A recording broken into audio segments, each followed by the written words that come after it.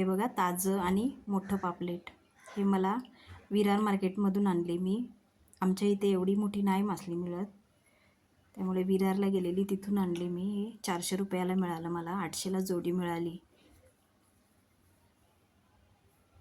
हे बघा माझ्या हातापेक्षा पण मोठं दिसते. चला आपण पापलेटला मीठ लावून घेऊ. हे सगळ्या बाजूने मीठ लावून घ्यायचं आहे. हे बघा आतल्या बाजूला सुद्धा लावायचं आहे.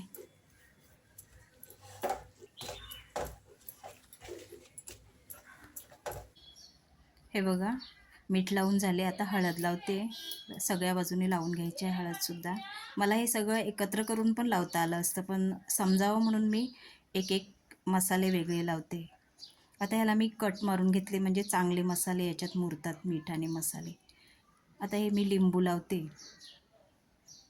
लिंबामुळे याचा वसटपणा कमी होतो. ह्याच्यात तुम्ही चिंचेचा कोळ पण घालू शकता किंवा विनेगर, नाहीतर कोकम आगळ पण लावू शकता. हा लसूण आहे वाटलेला, हा बघा.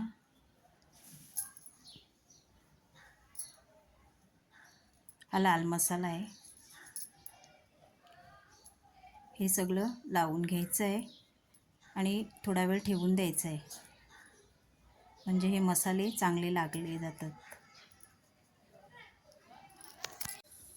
आता वाटण तयार करून घेऊ. हे बघा खोबरं आहे भाजलेलं, मिरची, कोथिंबीर, जिरं आणि धणे, एवढं साहित्य आहे. हे बघा हे वाटण मी वाटून घेतले मिक्सरला.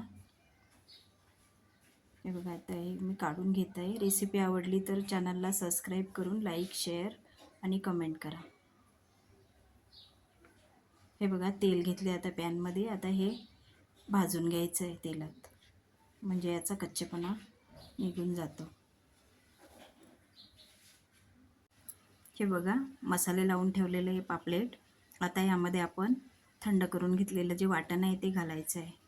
हे बघा हे सगळीकडे आपल्याला आतमध्ये भरून घ्यायचं आहे. काय होते या वाटणाचं की यामध्ये जो पापलेटचा रस उतरतो ना, त्याच्यामुळे पापलेटची चव वाटणाला आणि वाटणाची चव पापलेटला असं होते आणि खूप चवदार लागते ही रेसिपी. हे बघा असं सगळ्या बाजूनी भरून घ्यायचं आहे. हे झाले भरून आपलं. आता पापलेट कुरकुरीत बनावं यासाठी आपण तांदळाचं पीठ घेतले, त्याच्यात रवा टाकला आहे. हा लाल मसाला आहे. तांदळाच्या पिठाचा अर्धा रवा घ्यायचा आणि फक्त 1 चमचा बेसन घ्यायचं. बेसनाने खूप छान चव येते. आणि मीठ टाकले. आता हे बघा हे सगळं लावून घ्यायचं आहे. मीठ अगोदर आपण पापलेटला लावलेलं होतं, थोडंसं फक्त पुचटणे लागावं म्हणून मीठ टाकलं. आणि हे सगळं आता लावून घ्यायचं आहे पापलेटला. हे बघा तव्यावर तेल घेतले, तापल्यावर त्याच्यावर बघा मी पापलेट ठेवलेलं आहे. हे बघा आता एका बाजूने उलटून घेतले.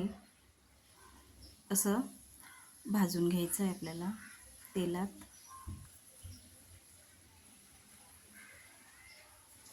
हे बघा तयार झालेलं आहे आपलं भरलेलं पापलेट.